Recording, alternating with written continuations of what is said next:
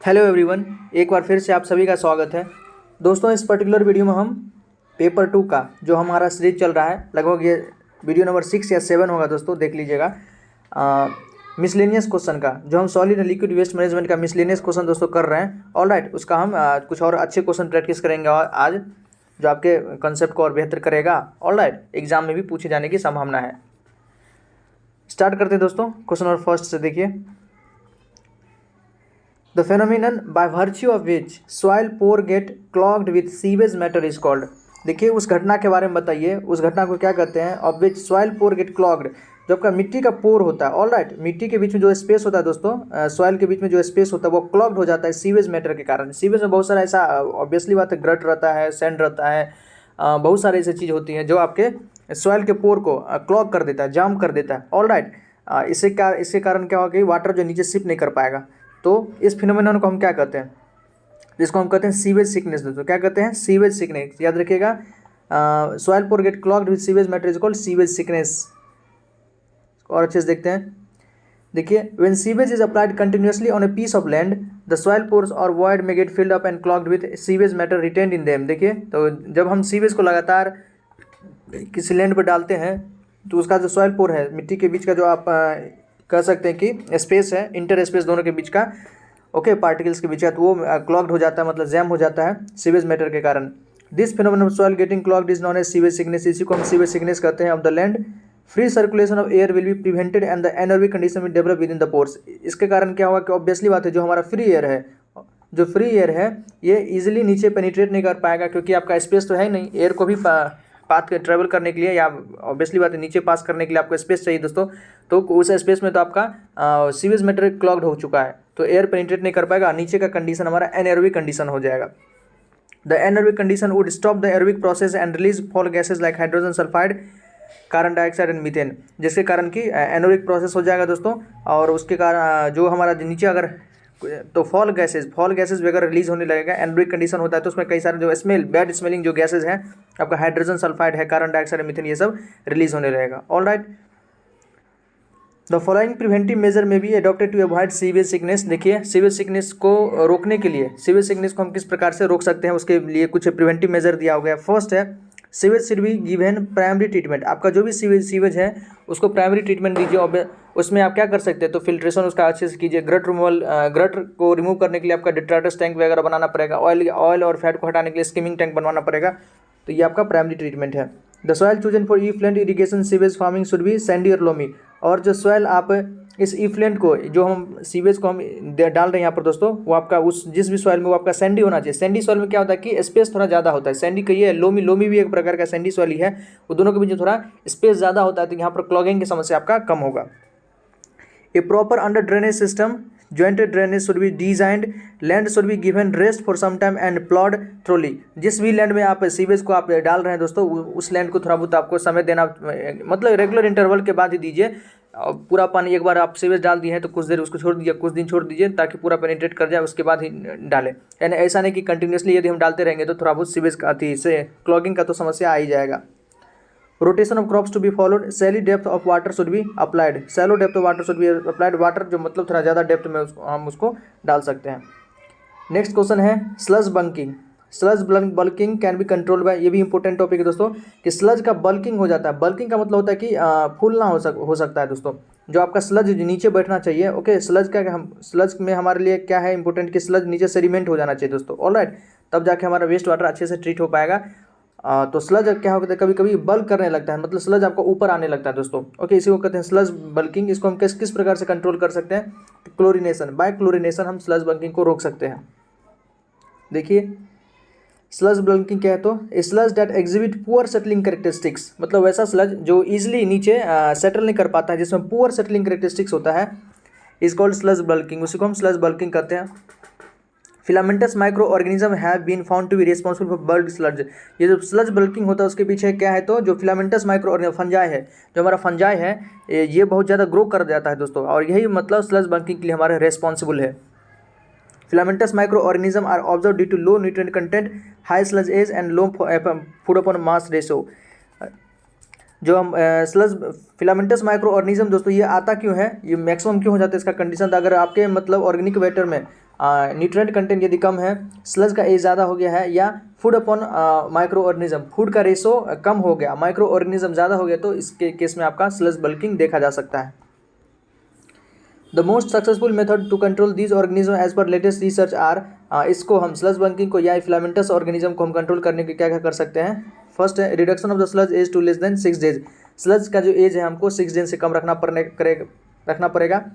Chlorination of return activated sludge, जो भी हमारा रिटर्न एक्टिवेटेड स्लज है, सर्कुलेशन हम स्लज का करते हैं दोस्तों, एक्टिवेटेड स्लज आपको पता होगा, उसका हमको क्लोरिनेशन करके उसमें डालना होगा। देन है addition of nutrient if it less beauty nitrogen, beauty is to nitrogen is to, जो हमारा फॉस्फेट रेशो रिकमेंड 100:5:1, मतलब कुछ न्यूट्रिएंट भी हमको ऐड करना पड़ेगा। अगर ये जो हमारा यहाँ डाटा दिया हुआ है इससे अगर कम है तो हमको कुछ न्यूट्रिएंट भी यहाँ पर ऐड करना पड़ेगा। ऑलराइट, नेक्स्ट क्वेश्चन देखते हैं। नेक्स्ट क्वेश्चन इंपॉर्टेंट है, which among the following are the properties of biofertilizer, जो बायो फर्टिलाइजर है उसका क्या क्या प्रॉपर्टीज है वो दिया हुआ है, आप कौन सही है कौन गलत है यही पूछा है question. All right, first they liberate growth promoting substances and vitamins and help to maintain soil fertility. Obviously जो हमारा जो बायो फर्टिलाइजर है दोस्तों, जिसको आप कह सकते हैं कि ऑर्गेनिक मैन्योर हमारा ह्यूमस हो सकता है, आपका कंपोस्ट हो सकता है, हम जो बनाते हैं वो हमारा क्या बायो फर्टिलाइजर है। तो ये क्या, तो ग्रोथ प्रोमोटिंग सब्सटेंसेस, प्लांट को ग्रो करने के लिए जो भी उसका ग्रोथ प्रोमोटर हो सकता है, जैसे आपने सुना होगा ऑक्सिन है, जिबरलिन है, साइटोकाइनिन है, ये सब क्या है प्लांट प्रोमोटर हार्मोन है, प्लांट को ग्रोथ में रिस्पॉन्सिबल करता है, तो ये उसको मतलब इसके लिए रिस्पॉन्सिबल है। विटामिन्स वगैरह भी ऐड करता है, सॉइल के फर्टिलिटी को बढ़ाता है, ये सही है। सेकंड है increase the crop yield by 10 to 50% nitrogen, reduce the deflation of soil nutrient and provide sustainability to the farming system. जो क्रॉप का यील्डिंग है, पहले मान लीजिए प्रोडक्शन अगर कम हो रहा था तो अगर बायो फर्टिलाइजर आप डालते हैं तो प्रोडक्शन आपको थोड़ा 10 to 50% तक बढ़ सकता है। ऐसे ही हम इनऑर्गेनिक न्यूट्रिएंट्स डालते हैं, अगर यूरिया वगैरह भी डालते हैं तो वहाँ भी प्रोडक्शन तो बहुत ज़्यादा हो जाता है, लेकिन ये कहते हैं इनऑर्गेनिक दोस्तों थोड़ा बहुत हमारे क्या कह सकते हैं कि सॉइल के फर्टिलिटी को ये कम कर देता है। ओके, नेक्स्ट है costly pollution free. Costly bio fertiliser costly नहीं होता दोस्तों, कॉस्टली होता तो फिर हम इसको क्यों डाल देते, अब तो यूरिया ही हमारे लिए बेटर था। ये कॉस्टली नहीं होता है, पॉल्यूशन फ्री तो होता है, and based on non renewable source of energy. Costly गलत है, कॉस्ट इफेक्टिव कर सकते हैं, ओके, किफ़ायती होता है, तो थर्ड ऑप्शन गलत है। फोर्थ है they improve the physical properties tilth and soil health, बिल्कुल फिजिकल प्रॉपर्टीज को भी बढ़ाता है और सॉइल हेल्थ को भी यह बढ़ाता है। ऑलराइट, तो हमारा पूछा है कौन कौन स्टेटमेंट सही है, तो फर्स्ट सही है, सेकंड सही है, फोर्थ सही है, थर्ड गलत है, तो 1 to 4 are correct. Alright, costly नहीं होता है, कॉस्ट इफेक्टिव होता है। देखिए bio fertiliser are known to make number of positive contribution to agriculture, agriculture में कई सारे इसका योगदान है। फर्स्ट है supplement fertiliser supplies for meeting the nutrient need for crops at 20 to 20 kg per nitrogen per hectare by fixation under optimum condition and mobilise 30 to 50 kg per phosphate pentoxide per hectare, मतलब इतना quantity में ये nutrient soil को provide करा सकता है। The elaborate growth promoting substance and vitamins and help to maintain the soil fertility, बिल्कुल growth promoting substance को यह रिलीज करता है और विटामिन्स वगैरह भी सॉइल की फर्टिलिटी को बढ़ाने के लिए इसमें पहले से प्रेजेंट होता है। They suppresses the incidence of pathogen and control diseases, बिल्कुल जो मान लीजिए कोई पैथोजन हो सकता है जो प्लांट को ख़राब कर सकता है, इंसेक्ट हो सकता है प्लांट को ख़राब कर सकता है, ऑलराइट, उसके ग्रोथ को या उसमें जो फल वगैरह लगता है, जैसे गेहूँ में अगर मान लीजिए कुछ दिनों के बाद उसमें गेहूँ जो आता है अगर उसको कोई अगर नुकसान पहुंचा रहा है, ऑलराइट, तो ये उसको इसमें भी प्रॉपर्टी होता है, उसको वो सप्रेस कर सकता है, रिटार्ड कर देता है उसके ग्रोथ को। Increase the crop yield 10 to 50%, ये क्रॉप यील्ड को बढ़ा सकता है। नेक्स्ट है चीपर, देखिए दोस्तों चीपर मतलब कॉस्ट इफेक्टिव है, पोल्यूशन फ्री तो है बिल्कुल, and based on renewable source of energy, non renewable नहीं, रिन्यूएबल सोर्स ऑफ एनर्जी है, मतलब बार बार हम इसको पा सकते हैं। दे improve soil physical property tilth and soil health, ये सॉइल की फिजिकल प्रॉपर्टी को और सॉइल की हेल्थ को भी इंक्रीज करता है। ऑलराइट, नेक्स्ट क्वेश्चन देखते हैं, बायोमेडिकल वेस्ट से रिलेटेड है, इंपॉर्टेंट क्वेश्चन है। The recommended treatment method for human anatomical waste, देखिए ह्यूमन एनाटॉमिकल वेस्ट को ट्रीटमेंट करने के लिए क्या बेस्ट तरीका रहेगा, ऑटोक्लेविंग, माइक्रोवेविंग, श्रीडिंग या इंसेनरेशन। देखिए दोस्तों ह्यूमन एनाटॉमिकल वेस्ट है, हमको इसको ट्रीटमेंट करना है। ऑटोक्लेविंग में यूजुअली हम क्या करते हैं, स्टीम से डिस्टिलेशन कराते हैं, ओके, स्टीम से डिस्टिलेशन कराते हैं, अब मान लीजिए ह्यूमन एनाटॉमिकल वेस्ट में क्या हो सकता है, हमारा ह्यूमन का टिश्यू हो सकता है, कोई टिश्यू वगैरह हो सकता है। यूट्रस के बारे में हम बार बार एग्जांपल दिए हैं, तो टिश्यू का हमको ऑटोक्लेव करने का कोई फायदा नहीं है। ओके, इसको हम क्या करें, पूरी तरह से इसको हम इसको डिस्पोज करना पड़ेगा, पूरी तरह से इसको खत्म करना है, तो इंसिनरेशन ही बेस्ट रहेगा। तो ह्यूमन एनाटॉमिकल के लिए बेस्ट ऑप्शन क्या है हमारे पास, इंसिनरेशन। इंसिनरेशन में क्या करते हैं, हम बर्न कर देते हैं, पूरी तरह से बर्न कर देते हैं, इससे हमारे पास अंत में क्या बचता है, ऐश बचता है, और ऐश को हम इजिली डिस्पोज कर सकते हैं।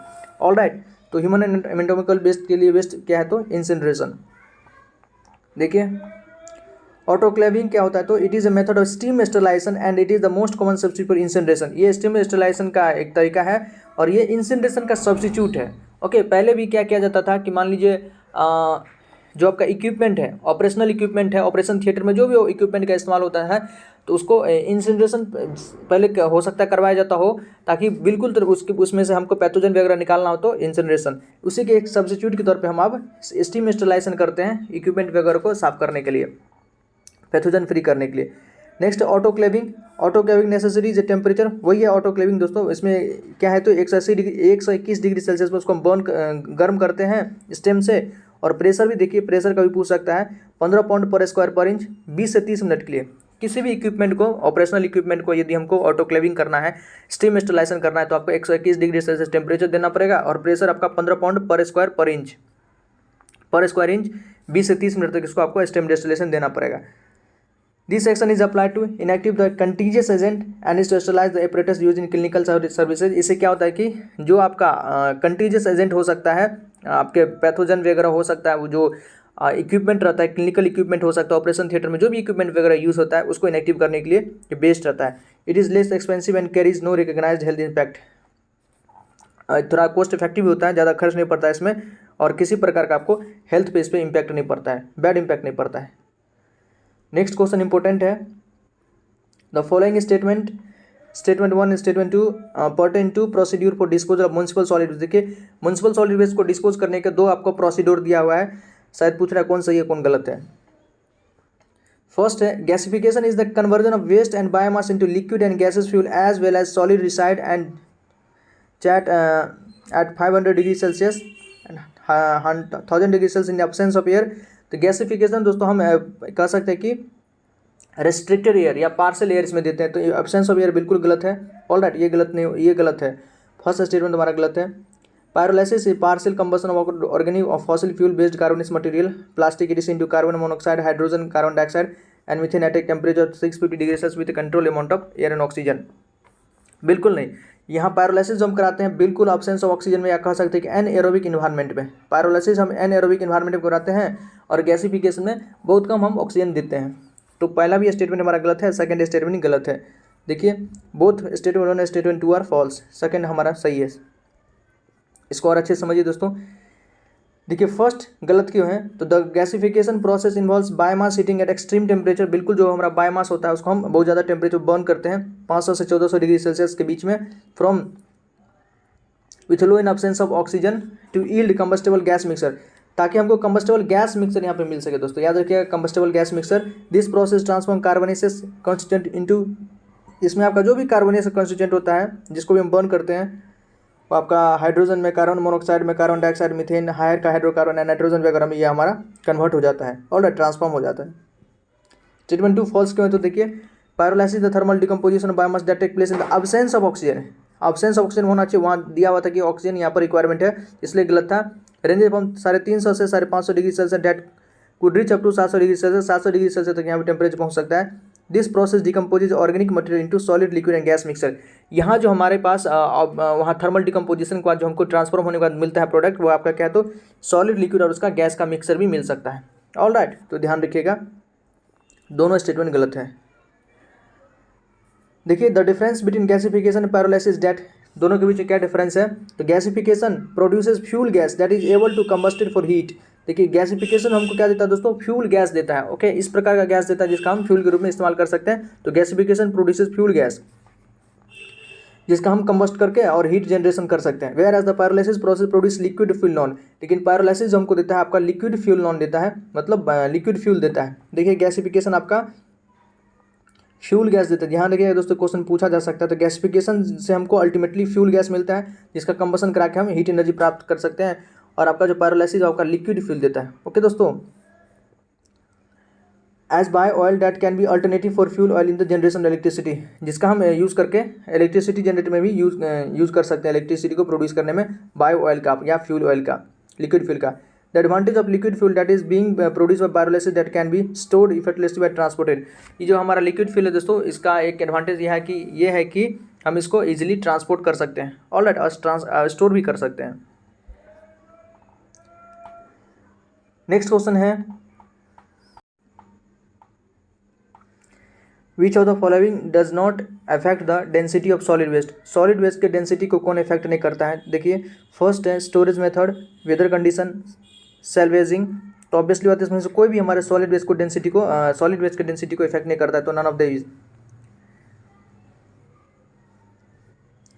Waste composition also depend on the moisture content. जो हमारा वेस्ट का कंपोजिशन है आपके मॉइस्चर कंटेंट डिपेंड कर सकता है डेंसिटी पर relative distribution of municipal waste. The density of waste changes at is move from the source of generation to the point of ultimate disposal. हमारा डेंसिटी चेंज हो सकता है जहाँ से वो सोर्स वेस्ट जनरेट हो रहा है और जहाँ अल्टीमेटली हम उसको डिस्पोज कर सकते हैं। तो बिल्कुल इस दोनों के बीच में, इस पाथ में उसका डेंसिटी थोड़ा बहुत चेंज हो जाएगा, ऑलराइट। क्योंकि डेंसिटी क्या होता है दोस्तों? मास अपॉन वॉल्यूम होता है। डेंसिटी होता है मास अपॉन वॉल्यूम, ऑलराइट।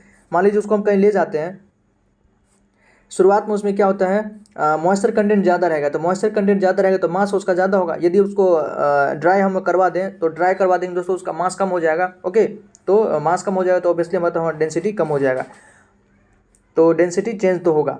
देखिए, the factor which affect the density को कौन कौन फैक्टर अफेक्ट कर सकता है आपका? Storage method, salvaging activities, exposure to weather, handling method and decomposition. ये सारे मेथड आपका डेंसिटी को इफेक्ट कर सकता है, okay. Storage, salvaging activity, exposure to weather और handling method and decomposition. In short, predicting changes in the waste decomposition is difficult as for forecasting waste quantities. Next question है, environment impact assessment पे based है, important question है। देखिए, consider the following statement. Environment impact assessment in India is the process of getting statutory backed. बिल्कुल, मतलब ये आपको एक प्रकार से कानूनी जो तरीका है, किसी भी प्रोजेक्ट को अगर लागू करना है तो ये आपको लेना ही पड़ेगा। सेकंड है, the ministry of environment, forest and climate change yet to make it mandatory for the mining project to get environment clearance. क्या मतलब इसको सिर्फ माइनिंग प्रोजेक्ट पे ही लागू किया गया है कि अगर हम माइनिंग प्रोजेक्ट कहीं लगा रहे हैं तो उसी के लिए हमको EIA करना पड़ेगा? बिल्कुल नहीं दोस्तों, बहुत सारा प्रोजेक्ट में आपको इन्वायरमेंट इम्पैक्ट असेसमेंट लेने की आवश्यकता पड़ती है, उसकी क्लियरेंस लेने की आवश्यकता पड़ती है। तो सेकंड स्टेटमेंट हमारा इनकरेक्ट है, हमसे पूछा है कौन सा सही है, तो first only, alright, first only correct है।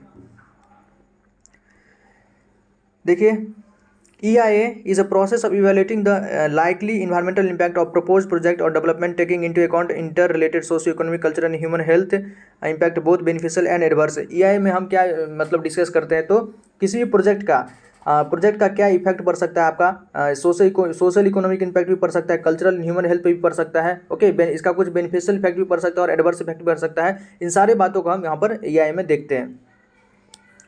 The United Nations Environment Program (UNEP) defines EIA as a tool used to identify the environmental, social and economic impact of project prior to decision making।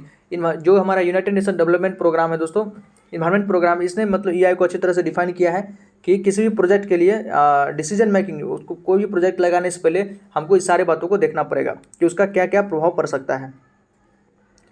Environment impact assessment in India is stately backed up by the environment protection act 1986। इसको मतलब एक प्रकार से वैधानिक दर्जा दिया गया 1986 के एक्ट से, which contains various provision on EIA methodology and process, जिसके अंदर कई सारा प्रोसेस है और कई सारा मेथोडोलॉजी है, ओके। इसलिए फर्स्ट स्टेटमेंट आपका सही है।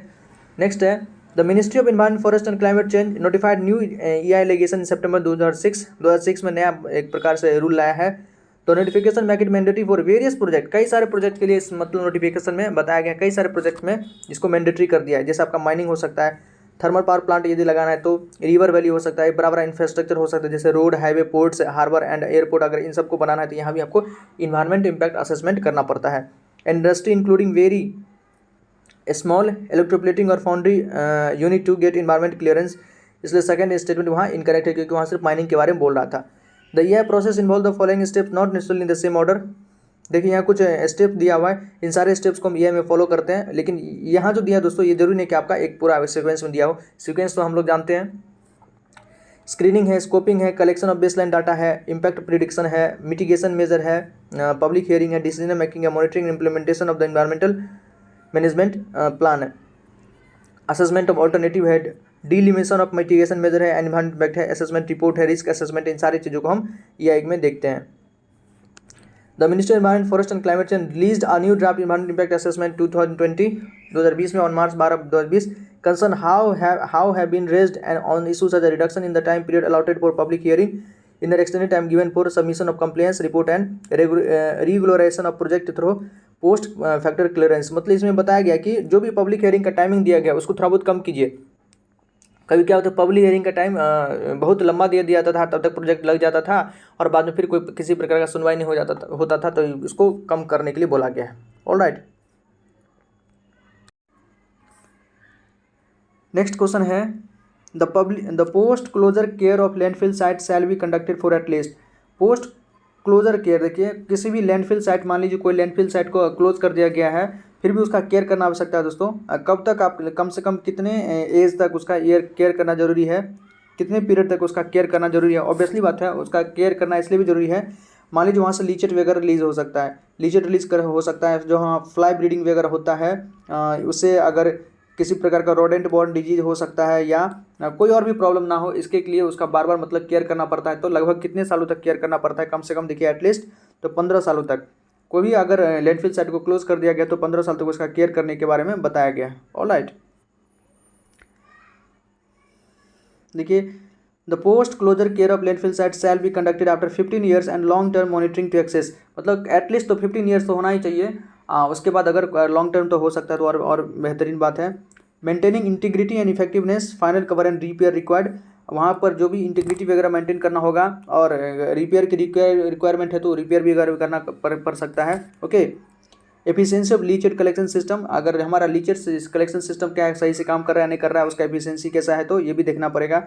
Ground water quality and action required to improve, अगर वहाँ से जो लीचेट रिलीज हो रहा है क्या वो किसी ग्राउंड वाटर को, आसपास के ग्राउंड वाटर को कंटामिनेट तो नहीं कर रहा है, अगर ऐसा कर रहा है तो आपको उसको इम्प्रूव करना पड़ेगा।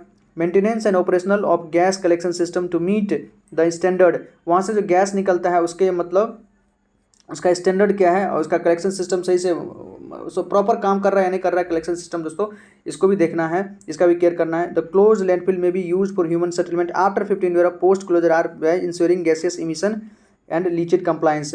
जब इन सारे बातों को 15 साल तक लगभग देखा जाता है तो उसके बाद हम उस लैंड का ह्यूमन यूज़ के लिए, हम उसको ह्यूमन सेटलमेंट के लिए मानव को वहाँ पर आसपास में हम वहाँ पर क्या कर सकते हैं, तो रेसिडेंस कॉलोनी वगैरह या जो भी बनाना होगा वहाँ पर बनवा सकते हैं। लेकिन 15 साल तक आपको उसका जो गैसेस इमिशन और लीचेट रिलेटेड जो भी बातें हैं उन सबको आपको देखना पड़ेगा। ऑलराइट, तो एटलीस्ट 15 ईयर ध्यान रखिएगा। नेक्स्ट क्वेश्चन है विच one of the following is the correct sequence of the decomposition phase in the composting process. Composting process में जो हमारा वेस्ट डिकम्पोज होते रहता है उसका एक प्रकार फेज क्या क्या है, किस किस उसका फेज जो भी है, थर्मोफिलिक है, एसिडोफिलिक है, मीजोफिलिक है, कूलिंग स्टेज है, इन सब का सीक्वेंस दोस्तों क्या होगा तो वो आपको बताना है। देखिए फर्स्ट है आपका मीजोफिलिक फेज, देन है cooling phase, then thermophilic phase, then maturing. Maturing तो सबसे एंड में होता है मैच्योरिंग फेज। ओके, मीजोफिलिक सबसे बिगिनिंग में होता है दोस्तों। तो फर्स्ट हो गया आपका मैच्योरिंग फेज। कूलिंग फेज कब हो सकता है, आप खुद सोचिए, पहले थर्मोफिलिक पहले गर्म होगा दोस्तों, उसके बाद तो उसके बाद क्या होगा आपका थर्मोफिलिक फेज, फर्स्ट 3 मीजोफिलिक फेज, उसके बाद आपका थर्मोफिलिक फेज, देन आपका कूलिंग फेज उसको कूल करेगा, उसके बाद अल्टीमेटली क्या होगा हमारा मैच्योरिंग फेज आएगा। तो 1 3 2 4 याद रखिएगा, mesophilic, thermophilic, cooling and maturing, mesophilic, thermophilic, cooling and maturing phase. All right, तो 1 3 2 4 1 3 2 4 दोस्तों सेकंड ऑप्शन हमारा करेक्ट है। देखिए in the process of composting micro organism break down organic matter and produce carbon dioxide, water, heat and humus. Composting में तो यही होता है कि जो हमारा माइक्रो ऑर्गेनिज्म है ऑर्गेनिक मैटर को डिकम्पोज करके कार्बन डाइऑक्साइड बनाता है, वाटर बनाता है, हीट बनाता है और ह्यूमस बनाता है। Under optimal condition composting goes through the following 4 phase. अगर ऑप्टिमल कंडीशन है, सब चीज़ उसको प्रॉपर मिल रहा है तो कंपोस्टिंग आपका 4 फेज में जा सकता है। फर्स्ट है mesophilic stage, it is moderate temperature phase and last for couple of days. ये मतलब यहाँ टेम्परेचर थोड़ा मॉडरेट रहता है। ओके, कह सकते हैं कि रूम टेम्परेचर या उससे थोड़ा बहुत ज़्यादा होता है, 20 से 40 के बीच में हम लोगों ने देखा था, तो मॉडरेट टेम्परेचर ये। Micro organism that grow between 20 to 40 degree Celsius begin to reproduce by breaking down carbon and nitrogen. Carbon और नाइट्रोजन ऑब्वियसली बात है ऑर्गेनिक मैटर को वो कार्बन नाइट्रोजन में उसको ब्रेक डाउन करता है। It also lower the pH of the mixture due to the production of organic acid. ये जो हमारा मिक्सर है, जो हमारा वेस्ट है दोस्तों, वेस्ट के ये कंपोस्ट है, उसके पीएच को भी कम करता है। लोअर मतलब कम करना, पीएच को कम करता है क्यों? क्योंकि ये थोड़ा बहुत एसिड, ऑर्गेनिक एसिड को जनरेट करता है। ऑर्गेनिक एसिड यहाँ पर ये बनाता है, तो जैसे ही एसिड का कंसंट्रेशन बढ़ेगा तो हमारा पीएच कम होगा। पीएच और पीएच कम होगा। पीएच कम होने का मतलब ही तो कि एसिडिक स्ट्रेंथ का बढ़ना। ओके, पीएच का बढ़ने का मतलब होता है कि बेसिक स्ट्रेंथ का बढ़ना। याद रखिएगा, पीएच का मतलब एसिडिक स्ट्रेंथ का बढ़ना। नेक्स्ट है thermophilic stage. It is a high temperature phase and can last from few days to several month. कई दिनों तक ये चल सकता है और कई महीनों तक भी चलता है। यहाँ पर आपका जो माइक्रोऑर्गेनिज्म ग्रो करता है 45 से 70 डिग्री सेल्सियस के बीच में। Okay, in this process the nitrogen is transfer into ammonia. यहाँ पर नाइट्रोजन अमोनिया में ट्रांसफर हो जाता है। जो हमारा N2 है, ऑब्वियसली बात है, हाइड्रोजन यहाँ गैस निकलेगा तो N2 मिलकर आपका अमोनिया बना लेगा, NH3 बना लेगा। PH increase and the mixer becomes alkaline. यहाँ पीएच चूँकि अमोनिया एक प्रकार से थोड़ा बहुत बेसिक नेचर का होता है, तो ये आपका बेसिसिटी को बढ़ा देता है, तो मिक्सर यहाँ पर एल्कलाइन हो जाता है। Cooling stage, then it can last for several month. Cooling, when carbon and nitrogen have been consume the temperature is lowered 40 to 45 degree Celsius.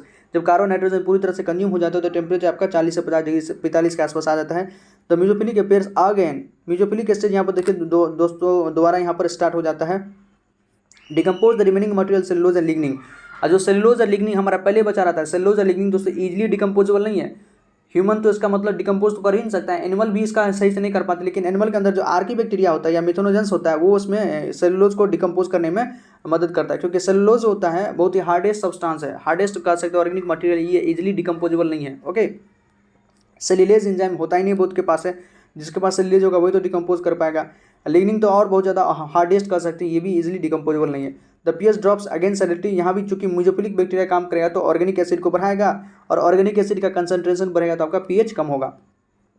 At the last maturation stage, the mixer of humus is kept at room temperature and the end of this period compost will be ready. यहाँ पर आपका mixer जो है उसको room temperature पर लगभग दिया जाता है और यहाँ पर आपका कंपोस्ट रेडी हो जाता है। नेक्स्ट क्वेश्चन है, according to the new research which country leads the world in plastic waste creation and is also among the top most polluter. देखिए आपका प्लास्टिक वेस्ट का सबसे बड़ा पोल्यूटर कौन है पूरे दुनिया में? तो यूएस दोस्तों, यूनाइटेड स्टेट जो हमारा, यही आपका प्लास्टिक वेस्ट का सबसे बड़ा प्रोड्यूसर है इन पूरे वर्ल्ड में। जो जितना ज़्यादा डेवलप्ड होगा वेस्ट वहाँ पर उतना ज़्यादा जनरेट होगा। ये तो डायरेक्ट सिंपल कॉन्सेप्ट है दोस्तों। देखिए, the US leads the world in plastic waste creation and is all among the top marine polluter according to new research. जो नया रिसर्च आया उसमें सबसे ज़्यादा प्लास्टिक वेस्ट आपका यूएस से रिलीज होता है, और मरीन पोल्यूशन सबसे ज़्यादा समुद्र को मतलब यही पोल्यूट करता है। ओके, इसका तो सब चीज़ मोनोपोली चलता है यूएस का। इसका क्या कहना, the US produce the largest mass of plastic waste of any country in the world and also have the largest annual per capita plastic generation among several survived nation. मतलब per capita मतलब प्रति व्यक्ति भी यहाँ पर सबसे ज़्यादा production होता है प्लास्टिक वेस्ट का, और पूरे वर्ल्ड में तो सबसे ज़्यादा है ही। नेक्स्ट क्वेश्चन हमारा, which one of the following is not chemical characteristics of solid waste. Solid waste का यहाँ पर केमिकल कैरेक्टरिस्टिक क्या नहीं है? तो पीएच आपका क्या होता है दोस्तों? पीएच है, एनपीके है, कार्बन नाइट्रोजन रेशियो है, ये आपका लगभग क्या है? तो आपका केमिकल कैरेक्टरिस्टिक्स है। ओके, प्रोटीन्स आपका क्या होता है? तो ये आपका बायोलॉजिकल कैरेक्टरिस्टिक दोस्तों। ओके, तो हमारा पूछा है कौन इसमें से आपका केमिकल कैरेक्टरिस्टिक्स नहीं है? तो प्रोटीन नहीं है, प्रोटीन हमारा बायोलॉजिकल कैरेक्टरिस्टिक्स है। देखिए फिजिकल कैरेक्टरिस्टिक्स क्या क्या है आपका कंपोज सॉलिड वेस्ट का? तो मॉइस्चर कंटेंट है, ये आपका डेंसिटी है, परमेबिलिटी है, पार्टिकल साइज है, फील्ड कैपेसिटी हमारा क्या है? तो ये हमारा फिजिकल कैरेक्टरिस्टिक्स है। जो हमारा सॉलिड वेस्ट है उसका फिजिकल कैरेक्टरिस्टिक का मॉइस्चर कंटेंट पूछा जा सकता है क्वेश्चन, ऑब्वियसली बात है पूछा जा सकता है। मॉइस्चर कंटेंट है, डेंसिटी है, परमेबिलिटी, पार्टिकल साइज और फील्ड कैपेसिटी आपका फिजिकल कैरेक्टरिस्टिक्स है। केमिकल कैरेक्टरिस्टिक देखिए, पीएच है, कार्बन कंटेंट कितना है उसमें, nitrogen, phosphorus, potassium content, ultimate analysis जो प्रॉक्सिमेट एनालिसिस करके हम पता करते हैं, ये सब आपका केमिकल एनालिसिस है। टॉक्सिसिटी कितना उसमें, ultimate analysis, proximate analysis, fusing point of view, ये सब का केमिकल कैरेक्टरिस्टिक्स है। एंड देन बायोलॉजिकल कैरेक्टरिस्टिक्स देखिए, वाटर सोल्यूबल कंस्टिट्यूएंट उसमें कितना है, शुगर, स्टार्च, अमाइनो एसिड वगैरह देखते हैं, कार्बोहाइड्रेट, सेलुलोज, शुगर, ग्लूकोज कितना है, फैट्स, ऑयल, वैक्सेस कितना है, ये सब आपका केमिकल बायोलॉजिकल कैरेक्टरिस्टिक्स है। लिग्निन देखिए present in some paper product, कुछ पेपर प्रोडक्ट में लिग्निन होता है। लिग्निन दोस्तों आपका जो पेपर प्रोडक्ट है, पेपर प्रोडक्ट बनता है ये आपका प्लांट प्रोडक्ट है। पेपर भी क्या होता है? तो प्लांट से ही उसका बार्क वगैरह से आपका पेपर बनता है, तो बार्क में होता है क्या? लिग्निन होता है। Ligno cellulose the combination of lignin and cellulose, ligno cellulose हो सकता है, लिग्निन और सेलुलोज का कॉम्बिनेशन है। प्रोटीन है आपका अमाइनो एसिड चेन होता है, प्रोटीन तो अमाइनो एसिड का पॉलीमर है। नेक्स्ट है, the source of solid waste is not categorised as municipal solid waste. देखिए सॉलिड वेस्ट का वो कौन सा सोर्स है जिसको हम म्युनिसिपल सॉलिड वेस्ट के अंदर नहीं रखते यूजुअली? तो construction demolition waste municipal waste के अंदर आता है, कमर्शियल भी आता है, इंडस्ट्रियल भी आता है। एग्रीकल्चर वेस्ट को यूजुअली हम म्युनिसिपल सॉलिड वेस्ट के अंदर नहीं रखते दोस्तों। ऑलराइट, तो एग्रीकल्चर वेस्ट याद देखिए, 4 ऑप्शन हमारा करेक्ट है, agriculture waste. Municipal solid waste is a heterogeneous mixture of various kind of solid waste which are not transported with water as sewage। इसमें बहुत सारा आपका वेस्ट हो सकता है, heterogeneous मिक्सचर होता है जिसको हम सीवेज के साथ ट्रांसपोर्ट नहीं करते हैं। इट में इंक्लूड बायोडिग्रेडेबल हो सकता है जिसमें पुट्रेसेबल भी है, नॉन बायोडिग्रेडेबल आपका कुछ नॉन पुट्रेसेबल भी है। Okay, the garbage includes biodegradable में जो कुछ गार्बेज है आपका जो पुट्रेसेबल होता है, ऑर्गेनिक मैटर उसमें जो बहुत ज़्यादा होता है, तो किचन, होटल्स, रेस्टोरेंट, ईटी से जो वेस्ट निकलता है ये आपका हो सकता है। और रबिश कंप्राइज मटेरियल डेट में अदर भी कंबस्टेबल, रबिश के अंदर कुछ कंबस्टेबल भी होता है, कुछ नॉन कंबस्टेबल भी होता है, तो ये आपका हो गया। नेक्स्ट क्वेश्चन है ईआई से है, इंपॉर्टेंट है। Given are the two statement, one is labelled assertion and the other is reason है। असर्शन रीजन के फॉर्म में आपका दिया हुआ है। फर्स्ट है environment impact assessment is an important aspect of post project analysis. Environment impact assessment जो हमारा दोस्तों पोस्ट प्रोजेक्ट एनालिसिस है, किसी भी प्रोजेक्ट का हम बाद में करते हैं एनालिसिस का, बिल्कुल सही गलत बात है। प्रायर टू डिसीजन मेकिंग, आपने एक स्टेटमेंट सुना होगा दोस्तों, prior to decision making. Even जब हम किसी भी प्रोजेक्ट को स्टार्ट करने वाले रहते हैं तो उससे पहले ही हमको पूरा डिसीजन लेने से पहले ही आपका इन्वायरमेंट इम्पैक्ट असेसमेंट करना पड़ता है, तभी तो आपको इन्वायरमेंटल क्लियरेंस मिलेगा ना। ऑलरेडी आप जब पहले ही आप पूरा प्रोजेक्ट कंप्लीट कर लिए, उसके बाद इन्वायरमेंट इम्पैक्ट का मान लीजिए उसका जब ईआई करते भी हैं तो कोई फ़ायदा नहीं है, या करते हैं तो अगर किसी प्रकार का उससे हैजार्डस हो सकता है या उस आसपास के इकोलॉजी को अगर गड़बड़ करेगा तो पूरा प्रोजेक्ट को ही बंद करना पड़ेगा, तो तब बहुत ज़्यादा नुकसान हो सकता है। तो हम डिसीजन लेने से पहले तो prior to decision making, decision लेने से पहले हम ईआई करते हैं। यहाँ लिखा है पोस्ट प्रोजेक्ट एनालिसिस, तो बिल्कुल गलत है। It helps in the assessment of compliance with environment regulatory requirement, बिल्कुल सही बात है। Assessment of compliance environmental regulatory requirement, environment के लिए जो भी इंपॉर्टेंट चीज़ें हैं, कह सकते हैं हमारा इकोसिस्टम हो, इकोलॉजी हो, वाइल्ड लाइफ हो, ह्यूमन के हेल्थ वगैरह पर कुछ बैड इफेक्ट या हेल्थ हैजार्ड वगैरह ना होना चाहिए, इन सारी चीज़ों को हम यहाँ पर असेसमेंट करते हैं। तो सेकंड स्टेटमेंट हमारा सही है, तो फर्स्ट गलत है, सेकंड सही है। तो assertion is not correct but reason is correct. Okay, option 4 हमारा होगा, असर्शन करेक्ट नहीं, आपका रीजन करेक्ट है। देखिए EI is an important aspect of post project analysis, गलत है। EI can be defined as the systematic identification, evaluation of the potential impact of proposed project, plan, program or legislative and of the physical, chemical, biological, cultural and socio-economic component of the total environment if it is done before the starting of a project। देखिए किसी भी project को start करने से पहले हम ये करते हैं। It implies to all project, आप ऐसा सुना भी होंगे दोस्तों, जो मान लीजिए कोई भी बड़ा पेट्रोल पंप, अपने आसपास तो बड़ा चीज़ अगर कुछ देखते हैं तो पेट्रोल पंप ही लगना देखते हैं, तो उसमें एनओसी लिया जाता है। तो एनओसी पहले लगने से पहले लिया जाता है, ना कि बाद में, नॉन ऑब्जेक्शन सर्टिफिकेट। ओके, तो पहले, तो ये भी पहले ही किया जाता है। It applies to all project that are expected to have a significant environmental effect and addresses all impact that are expected to occur, मतलब उससे क्या क्या अगर कुछ प्रभाव पड़ सकता है, इन सब चीज़ों को हम यहाँ पर देखते हैं। It comprise alternative to a proposed project management technique and mitigation measure, अगर किसी प्रकार का उसका इसका प्रभाव पड़ रहा है, इफेक्ट पड़ रहा है, तो उसका मिटिगेशन, उसको हम किस प्रकार से कम कर सकते हैं, इन सारी चीज़ों को यहाँ पर दिखाया जाता है, उपाय यहाँ पर किया जाता है। The results are stated in a clear EIS environmental impact assessment which conveys the importance of the likely and their specific characteristics to non-expert in the field. It includes broad public participation and stringent administrative review procedure. Broad public participate मतलब public को भी यहाँ पर participate करना है, और स्ट्रिगनेंट administrative review मतलब प्रशासनिक यहाँ पर रिव्यू वगैरह होता है, तो बहुत जरूरी है। पब्लिक पार्टिसिपेट यदि नहीं होगा तो दोस्तों बहुत गड़बड़ हो सकता है, क्योंकि जहाँ पर ये प्रोजेक्ट लगेगा वहाँ के आसपास के आदमी को यहाँ पर आना है, तो उस पर क्या प्रभाव पड़ेगा, वहाँ के लोगों से बातचीत वगैरह करना ही चाहिए, क्योंकि आसपास के लोगों को सब चीज़ वहाँ पर पता रहता है। Okay, next it include monitoring and feedback procedure, obviously बात, यहाँ मॉनिटरिंग भी करते हैं और लोगों से फीडबैक भी लेते हैं कि आपका वो मतलब ये आपके लिए बेटर रहेगा या हार्मफुल रहेगा, इन सब चीज़ों को हम देखते हैं। Next it helps in assessment of compliance with environment regulatory requirement, ये भी आपका सही है। Importance of environment impact, importance इसका क्या क्या हो सकता है, देखिए it has to ensure that development is planned and implemented with biodiversity in mind. हमसे इसका इंपॉर्टेंस क्या है कि जो भी हम डेवलपमेंट कर रहे हैं उस एरिया में जो भी हम डेवलपमेंट कर रहे हैं बिल्कुल प्लान्ड है और बायोडाइवर्सिटी को ध्यान में रख कर किया गया है। आपके आसपास के बायोडाइवर्सिटी को किसी भी प्रकार का हार्मफुल इफेक्ट नहीं पड़ सकता है। अल्टीमेटली आप लोगों के लिए मतलब जहाँ भी प्रोजेक्ट लगेगा उसके आसपास के लोगों को बहुत सारा मतलब कह सकते हैं एम्प्लॉयमेंट का इंक्रीमेंट होगा, रोजगार का एक प्रकार से साधन मिलेगा, लोग बाहर जो माइग्रेट करते हैं वो जाना नहीं पड़ेगा, बड़ा प्रोजेक्ट लगेगा तो उसको काम मिल सकता है। तो बायोडाइवर्सिटी को भी ध्यान में रखा जाता है और आसपास के लोगों को तो बेटर फायदा होगा, तभी तो लगाया जाता है। It assist to systematically examine both beneficial adverse consequences of the project, बिल्कुल यहाँ पर हम दोनों चीज़ों को देखते हैं कि इसका बेनिफिशियल और एडवर्स इफेक्ट क्या पड़ सकता है, दोनों को इसको देखा जाता है। नेक्स्ट क्वेश्चन है the correct sequence of the sludge digestion step. इससे पहले हम दोस्तों कंपोस्टिंग का कौन कौन सा स्टेप होता है सीक्वेंस पूरा देख के आए थे कि वहाँ पर क्या था, मीजोफिलिक बैक्टीरिया था सबसे पहले आपका, फिर आपका थर्मोफिलिक काम करता है, देन आपका कूलिंग स्टेज है, देन आपका अल्टीमेटली लास्ट में क्या था, मैच्योरिंग स्टेज था। वहाँ पर हम कंपोस्टिंग का स्टेज देख के आए थे। यहाँ आपका स्लज डाइजेशन का स्टेप पूछ रहा है पूरा।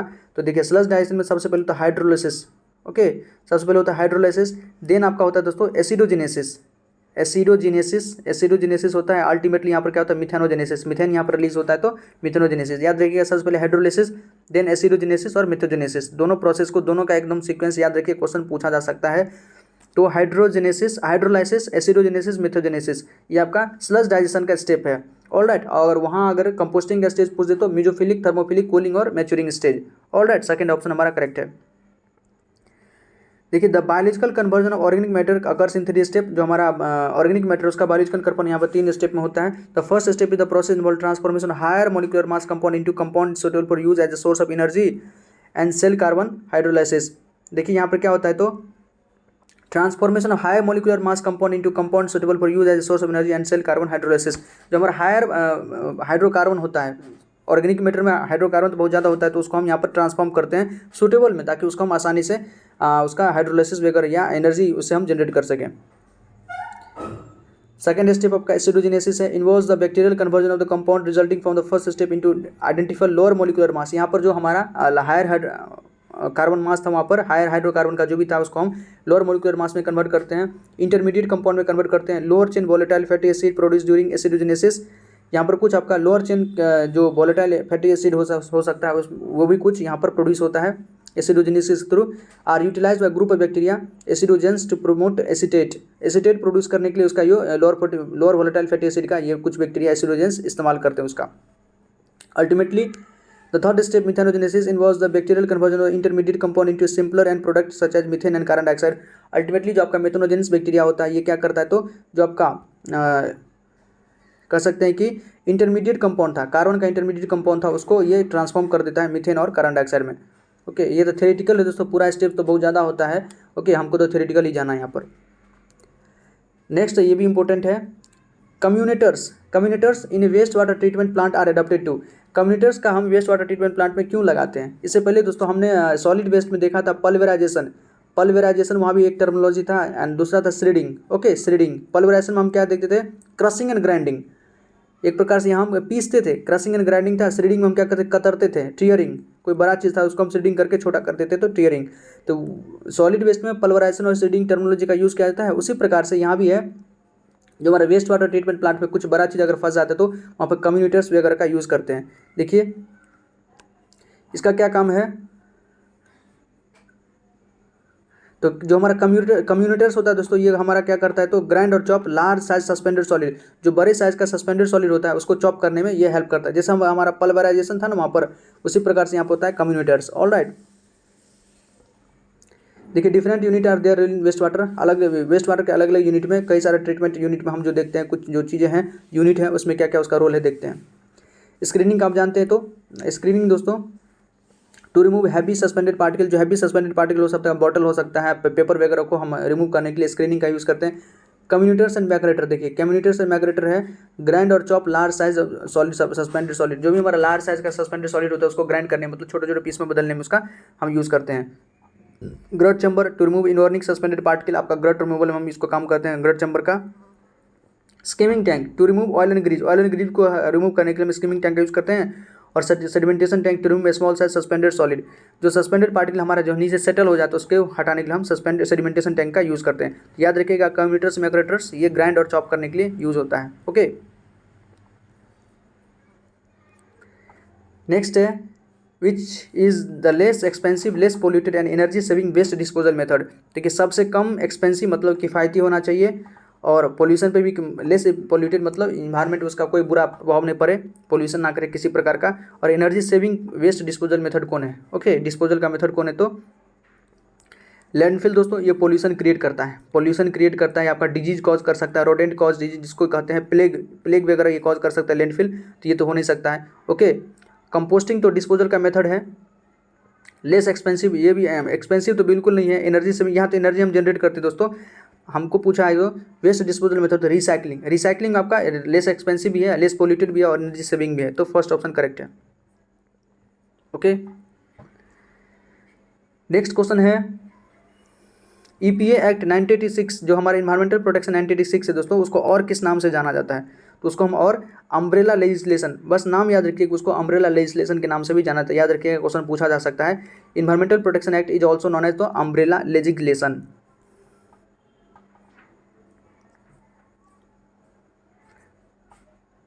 EPA को दोस्तों कई बार हमने पढ़ा है, आप जानते भी होंगे, दोबारा इसको पढ़ने की हमें नहीं लगता है कोई आवश्यकता हो, तो अम्ब्रेला लेजिस्लेशन याद रखिए। नेक्स्ट है, अच्छा क्वेश्चन है, limit of BOD prescribed by central pollution control board for the discharge of industrial and municipal waste water into natural surface water. देखिए जो हमारा BOD का लिमिट जो CPCB प्रेस्क्राइब किया है कि किस BOD किस लिमिट तक के BOD को आप नेचुरल वाटर में, नेचुरल सरफेस वाटर में, नेचुरल जो सरफेस वाटर में आप उसको डिस्चार्ज कर सकते हैं अपने इंडस्ट्रियल वेस्ट वाटर को या म्युनिसिपल सॉलिड वेस्ट को। म्युनिसिपल वेस्ट वाटर या इंडस्ट्रियल वेस्ट वाटर को आप उसका BOD कितना होना चाहिए, उसका लिमिट कितना प्रेस्क्राइब किया गया है बाय द CPCB, वो आपको बताना है। तो लेस देन 10 ppm, अगर BOD का लिमिट 10 ppm से कम है दोस्तों, 10 ppm से कम है तभी जाके उसको आप नेचुरल सरफेस वाटर में छोड़ सकते हैं, चाहे वो आपका इंडस्ट्रियल वेस्ट वाटर हो या म्युनिसिपल वेस्ट वाटर हो। ऑलराइट, ये ध्यान रखिए। BOD के बारे में दोस्तों जानते हैं, BOD के बारे में कितना ज़्यादा पढ़ चुके हैं। ओके, BOD अगर ज़्यादा होगा याद रखिए तो BOD मोर ज़्यादा मतलब मोर पोल्यूशन हो गया आपका। देखिए CPCB for the discharge of industrial and municipal wastewater into natural surface it is specified as less than 10 ppm, 10 ppm से कम होना चाहिए तभी जाके आप उसको सरफेस नेचुरल सरफेस वाटर में उसको छोड़ सकते हैं। ऑलराइट, नेक्स्ट क्वेश्चन है, use of sealable container rather than plastic wrap. देखिए बहुत सारे हम ऐसे चीज़ों को दोस्तों, बहुत सारे ऐसा जो हमारा सामान है जिसको हम एक प्रकार से बेचते हैं तो प्लास्टिक में रैप करके उसको बेचते हैं। ओके, तो कह रहा है कि हम उसके स्थान पर अगर सीलेबल कंटेनर का हम यूज़ करते हैं तो वो किसका हमारे लिए बेस्ट एग्जांपल हो सकता है? तो प्लास्टिक के स्थान पे आप यूज़ कर रहे हैं तो उसका एक ये रीयूज़ का बेस्ट एग्जांपल हो सकता है, रीयूज़ का। ऑलराइट, सीलेबल कंटेनर जो हम प्लास्टिक के स्थान पर अगर यूज़ कर रहे हैं तो ये रीयूज़ का, आपका रीयूज़ का एग्जाम्पल हो सकता है।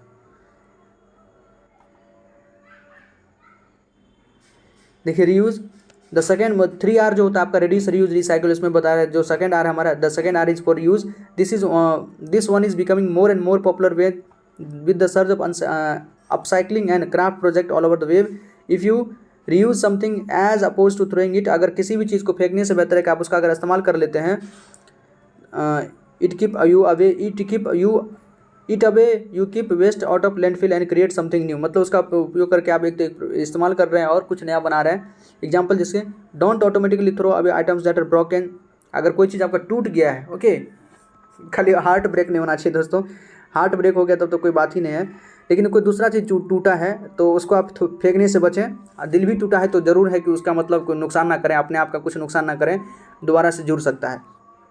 तो don't automatically throw away items that are broken, जो भी कुछ टूट जाएगा उसको ऐसे ही आप फेंक मत दें। Okay, several can be reuse, हम उसका दोबारा इस्तेमाल भी कर सकते हैं। आपने एक ऐड भी देखा होगा, फेविकॉल का जो पहले ऐड आता था उसमें क्या होता था कि जूता टूट जाता था दोस्तों और उसको फेंक देती थी, या स्पेक्स टूट गया उसको फेंक देता था, लेकिन एक जो बहुत ओल्ड लेडी उसमें दिखाया गया है जो सबको उसको जोड़ के ऐड करके फेविकॉल से और दोबारा पहन के आ जाती थी, एकदम लाजवाब लगती थी।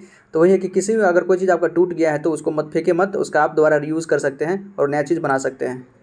इसी में है use of sealable container rather than plastic bag, plastic bag wrap के स्थान पर हम सिलेबल कंटेनर का यूज़ कर सकते हैं। Invest in some reusable shopping bags और bring old plastic ones with you the store, कुछ मतलब आप रीयूजेबल शॉपिंग बैग्स वगैरह खरीदना चाहिए। ओके, और old plastic ones with you with the store, bring old plastic ones, और वही जो आप प्लास्टिक बैग्स दोस्तों खरीदे हैं तो उसको बार बार मतलब अगर मार्केट जा रहे हैं ना तो अपने पुराने वाले को ही लेके जाया कीजिए ताकि हम उसका बार बार यूज़ कर सकें। नया लाने से कोई फ़ायदा नहीं है क्योंकि वो प्लास्टिक वगैरह आप जानते हैं कि हाईली पोल्यूटेड है। प्लास्टिक पोल्यूशन तो सबसे बड़ा पोल्यूशन है दोस्तों आजकल। पूरे हम ह्यूमंस तो थोड़ा बहुत अभी बचे हुए हैं इससे, ओके, लेकिन एनिमल्स की स्थिति आप देख सकते हैं। एनिमल्स का क्या स्थिति है दोस्तों मार्केट में, तो देख के मतलब पूरा भीतर से दिल पसीज जाता है दोस्तों।